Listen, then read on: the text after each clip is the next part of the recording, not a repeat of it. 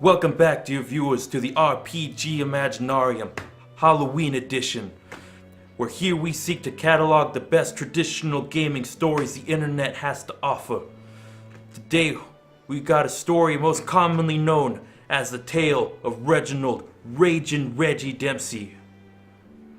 Reginald Ragin Reggie Dempsey, as best as I can reconstruct him.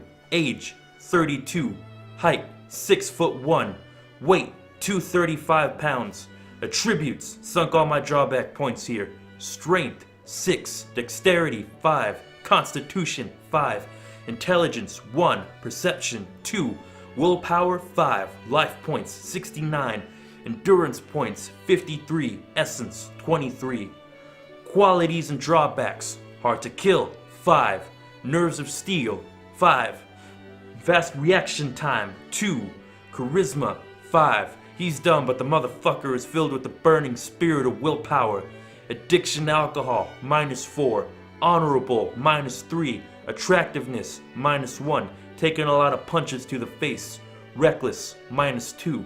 Skills: get ready for some shit. Brawling 7, dodge 7, intimidation 3, martial arts 5. My only equipment was a leather jacket. So, we're starting up the game with 4 players as survival level characters. I normally prefer playing norms, but we wanted this campaign to last a while, so we decided to go for durable characters. Core books only. We were playing in a traditional end of civilization style setting, and while our ZM never gave us the particulars, he basically had us going against 2 types of zombies: smarts and brutes. Smarts are fairly generic: slow, head, weak spot, spread zombification through bites, average strength, durability, Romero-style zombies, but had good senses, particularly hearing, and were intelligent.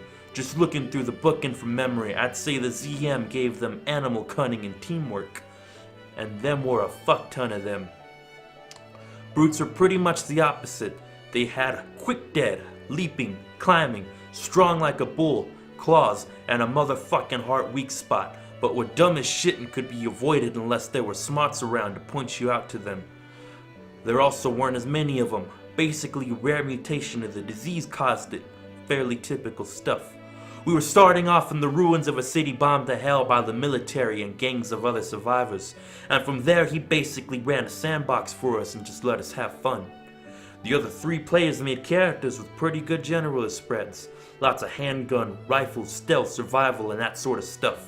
I, on the other hand, decided to play Reginald Ragin Reggie Dempsey, an alcoholic ex-slum fighter, then junior karate class instructor, now zombie apocalypse survivor, who wanted to, for once, and now, what it was at the end of the world, feel like he was making a difference, and help people the only way he knew how, by hitting stuff really hard. I took brawling and martial arts because I wanted a way to represent Reginald hitting shit really hard, plus 5 damage on a punch and kick with every martial arts hit, but still be good at throwing zombies around, power slamming bitches and things like that, what brawling entails. Now, for those of you who don't play All Flesh Must Be Eaten, killing zombies typically requires you to hit them in their weak spot. In our case, the smart zombies require 15 points of damage to the head to put them down, and the brutes require 15 points of damage directly to the heart to be put down. Now that I'm thinking about it, I'm pretty sure the brutes could regenerate damage, so there was that. In addition to this, if you do 20 points in 1 blow to the head, the zombie's decapitated. 15 points in 1 hit, arm, leg flying off. 20 points in 1 hit to the torso knocks it down. With the punch, Reginald did D4 times 6 damage and D4 times 7 with a kick. Using martial arts, he did a D4 times 6 plus 5 and a D4 times 7 plus 5. In essence, Reginald had a 75% shot of killing any zombie in 1 hit. Also, nearly any blow he did would rip off a limb and knock the zombie down. Also, because I would pumped up his attributes and skills so high, Reginald could attack and dodge or parry 3 or 4 times a turn, still have a good chance of succeeding despite the cumulative penalties for taking multiple actions. Basically, Reggie was a punching tank. Forgot to mention, Reggie pretty much could not miss an attack. A zombie had to beat my D10 plus 10 or 12 brawling attack on a D10 plus 2. While an average human gang member would have to beat me with a D10 plus 5 or 6, he also was rolling D10 plus 12 to dodge anything from zombie bites to bullets. So, anywho, we started out in a run-down neighborhood convenience store that was unfortunately mostly already looted by people. Basic backstory was that we'd all grown up in or around the neighborhood and were at least acquainted with each other. As far as we knew, we were the only living people within a few blocks. Some wrecked cars had done a decent job blocking off the street, so at most there was usually only 20 or 30 smarts trudging around outside at any given time. It was 6 months into the zombie apocalypse, 5 months since any word from the government, and 4 months since the power and water had died. Our first session was us making a run to an apartment building next to the convenience store to raid for supplies. We waited for noontime when it was brightest and we'd be able to see in the apartments, and then decided to make a break for it. The other 3 had guns and something like 10 rounds of ammo, and 2 of them had melee weapons, a knife and a baseball bat, I think. So, the most intelligent strategic character, let's call him Mike, can't fucking remember his name, says what we need to do is clear the area around the door so we can lock the place up behind us, get to the apartment building, and keep him safe while he picks the lock. So we say, okay. I open the door and we all rush out. There were only 2 zombies near the door, so Reggie punches one in the head and knocks the goddamn thing off, grabs the other one and throws it into another one down the street. We rush to the apartments and Mike starts picking the lock while the 3 of us form a semicircle around him.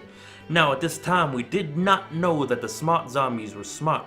Before we even reached the door, the zombies were grinning at each other, and then there were 20 of them closing in on us from all sides. Mike fails his first lockpick attempt, so we hit a couple of the zombies. Reggie kills 2 more.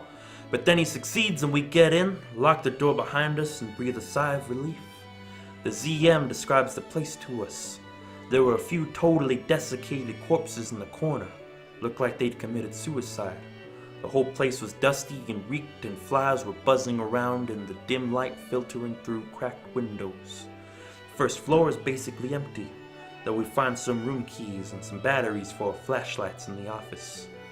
We decide to take our time, work our way up slowly, and take each room as we come to it. On the first 4 stories, we find a little food, some bottles of water, and some more batteries. So many goddamn batteries. But mostly no zombies. The whole place seems empty. We go back down to the ground floor and decide to check the place a bit more closely. When we do, we notice the fire escape plans for the place and notice we missed something. There's a basement. It's marked as an old bomb shelter. These apartments were old as fuck, apparently. And we find the cellar doors as we're heading down for the closet into the manager's office. We're really not sure we want to go downstairs. Come on, how obvious is that? But just then we hear the doors to the building open. That's when we realize these fuckers are smart.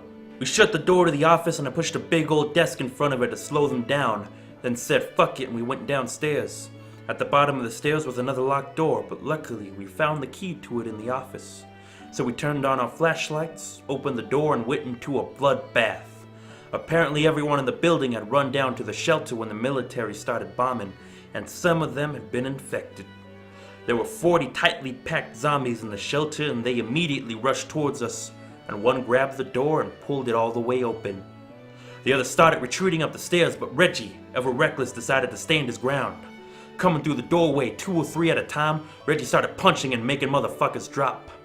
I swear he knocked off 20 limbs and heads in the first few rounds of combat. The others took up position behind Reggie and swung at anything that got close enough. Soon though, and we couldn't tell why, the zombies stopped coming at us. That's when we heard the howls and 2 brutes leaped out at me. One got astonishingly lucky and managed to knock me down. The other started swinging at the guys behind me. And as soon as they saw me down, and the smart zombie started to crawl across the dead fellows to get to us. The brute on top of me tried to slash me, but I parried it, then slammed its head into the wall and stairwell. Its head was basically pulped, but it still kept on attacking me. The party was having trouble with the other brute, and Mike, who was still at the top of the stairs, the bitch, saw that the zombies were at the office door breaking through. Reggie finally got pissed and just tossed the brute off of him and stood up, just in time to be attacked on all sides by about 5 zombies. All of them attacked at once. Reggie parried all their bites and dropped 4 of them in one round of glorious combat. By that time, the party had lucked out and done enough damage to the other brute's chest that the ZM declared it dead. But the headless one got up and started swinging about wildly again. The two of them retreated up the stairs. They'd taken a decent chunk of damage killing the first one and left. Reggie at the bottom alone with the flailing brute and about 10 more smarts. I parried the near smart's attack and threw it back through the door, knocking back the zombies trying to get through.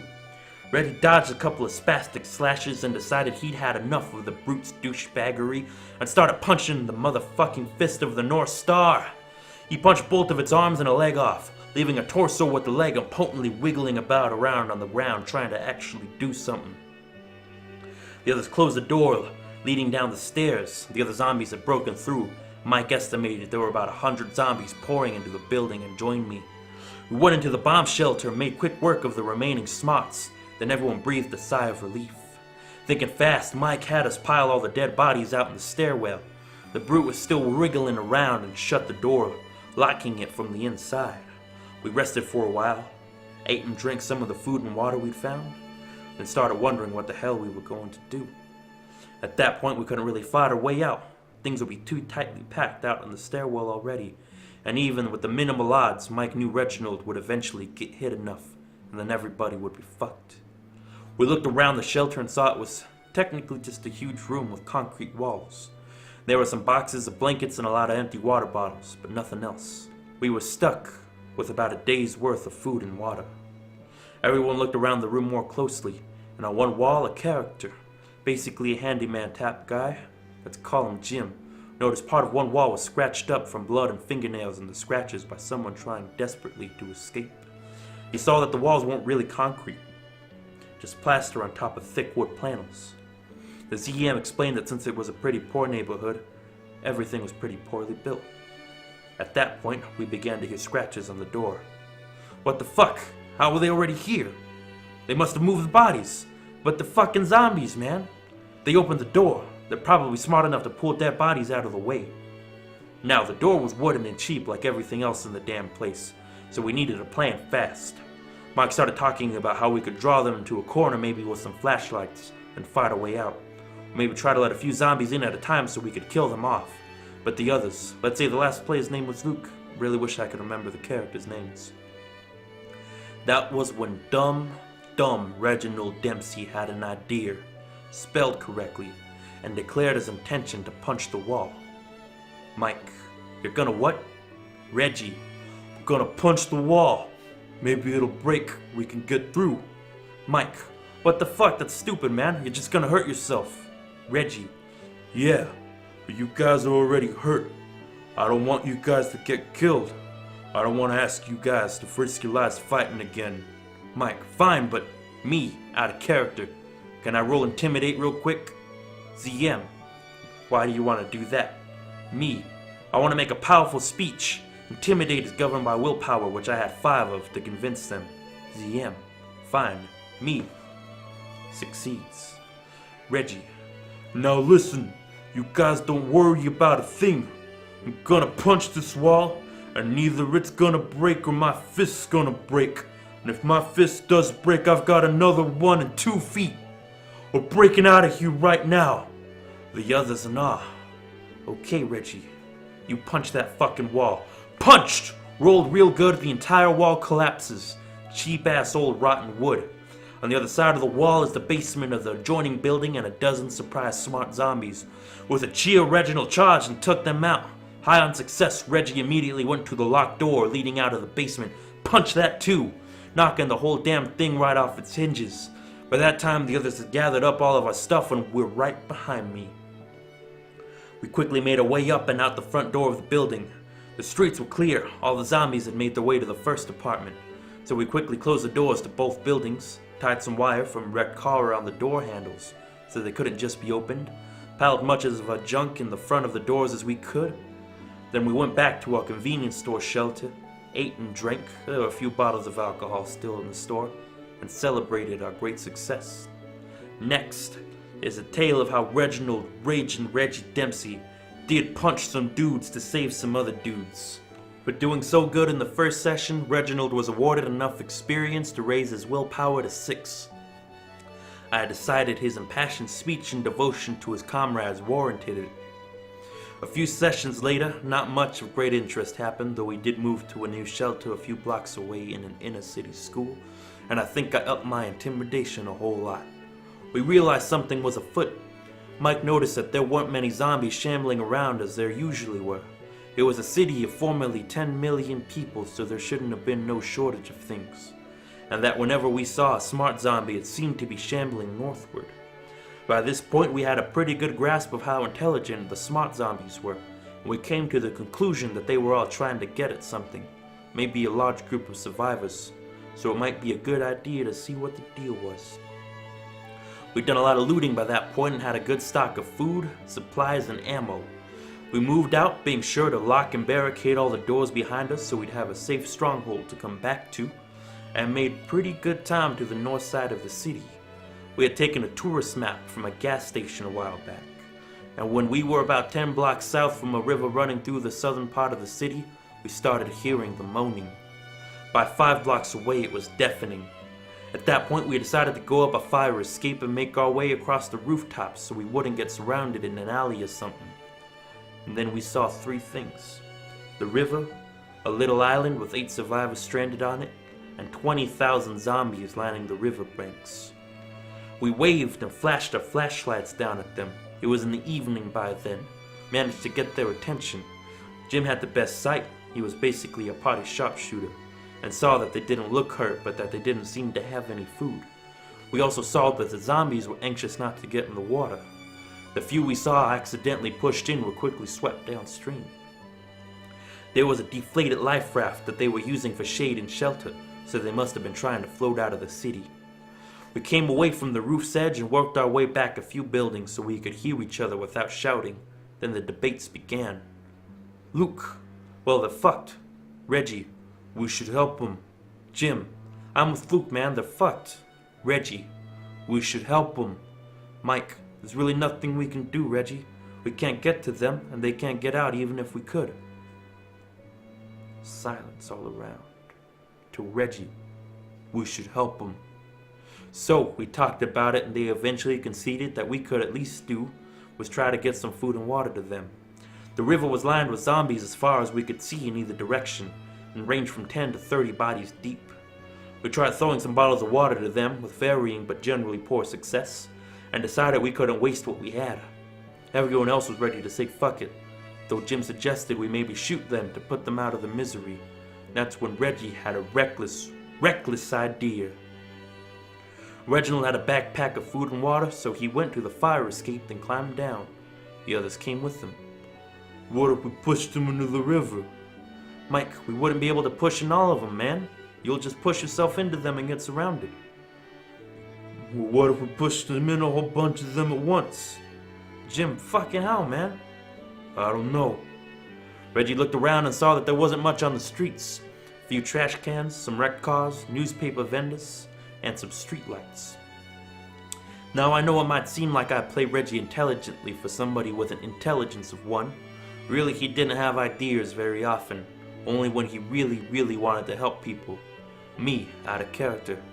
I tried to pull one of the streetlights out of the sidewalk. ZM. Okay, roll strength for it.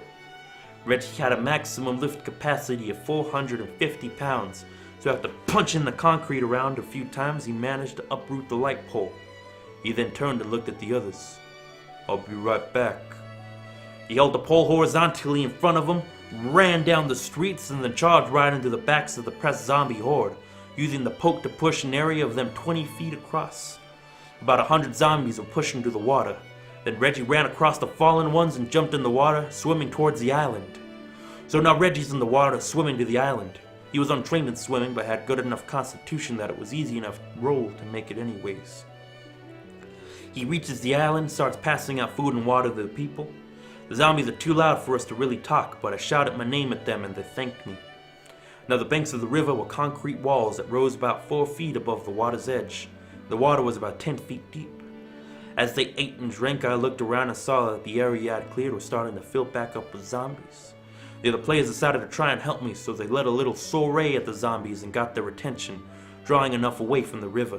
The ZM told me that they all looked too weak to swim, but that most of them were skinny enough that I could probably ferry them across. So I, without really thinking about it, grabbed one and shouted in his ear to get on my back. I managed to swim him across and pull us up, but we were immediately set upon by 20 straggler zombies. Reggie, knowing it'd be difficult to protect them with their backs to the water, did the only thing he could think of. Threw the survivor across to the zombies and then started punching. Long story short, that's how we spent the evening and part of the night. Thank God for clear skies. I recovered the street light, pushed a few zombies in the water, jumped in, swam out, got a survivor, swam them to shore, punched some zombies while the rest of the party got him to safety. Then did it all over again 7 more times.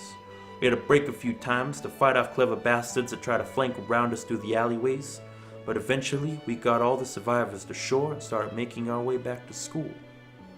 That's when the howling started. Jim had enough time to get a quick shit run before they started pouring out of the alleys. Turns out while we'd been working smarts, had been corralling and containing little groups of brutes, holding them in place until we were far up the street and then letting them go. More smarts started pouring out of the buildings and around the corners of the other side of the street, and 10 brutes were bearing down on us from all sides. At this point, we still hadn't figured out that the heart was a brute's weak spot, so we were still using a tactic of wailing on their chest until they went down, usually after 35-40 points of damage. Mike shouted, "Try to get into a doorway, make a circle," and Jim and Luke handed out what melee weapons they had to the island survivors. Reggie decided to fuck that noise and charged the 4 nearest brutes. They leaped to attack, but Reggie was used to that tactic by now and was able to parry them. He punched the first one in the chest 3 times, killing it. 2 of them recovered and started slashing, so Reggie targeted their heads and knocked them off. Then he grabbed the 4th and threw it into a nearby horde of smarts before running to help out the rest of the group. 5 brutes had reached the party and their survivors, and they'd managed to shoot down another at range. The survivors without knives we passed out had picked up some improvised weapons. By that time we'd done enough damage to them to kill them, and the other brutes were fast approaching. The smarts were right behind them. We were grouped up near the stoop of a 4-floor building. Mike had picked the lock, but the ZM said that the other side of the door was barricaded. Reggie unbarricaded it the only way he knew how. It took 2 punches to move the doors in enough for us to squeeze through. Reggie and Jim held the stoop, while the survivors, Mike and Luke, squeezed through. Jim went in and Reggie knocked the heads off of 2 more brutes before squeezing in and punching the doors and barricades back in as best he could.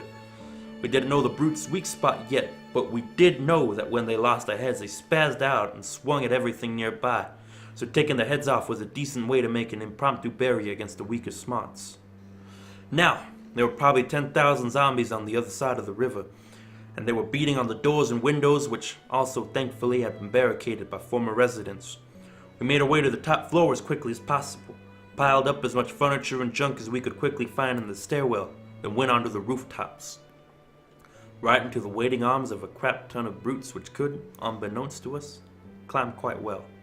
Shouting over the cacophony from the streets below, Reggie told everyone to get back inside. When they did, he shut the door and turned to deal with the brutes. Reggie pressed his back to the door, both to keep the brutes in front of him and to keep everyone else safe. The first brute to reach him got a hard kick to the chest which knocked it straight on its ass, but 2 more swiftly replaced it. Thanks to the fast reaction time, Reginald always attacked first in combat, so he kept his cool and took out both of the heads. They freaked out and started swinging wildly, being parried by Reggie, but accidentally smacking a few of the fellows. Reggie took his time, unleashing flurries of punches into the chest of the brutes that reached them, singly killing them all, knocking their heads off. Those that attacked in groups formed a temporary barrier against the others.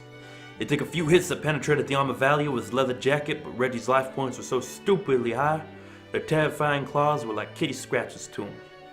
When the numbers were reduced to about 10 headless spaz brutes, he moved away from the door and charged them, killing them with the punches to the chest and throwing a few off the roof. Everyone else joined him, and there were general admonishments and many exclamations of fucking hell. But the party was safe, the staircase's barricades had held, and we were safe to move across the rooftops back south to a school.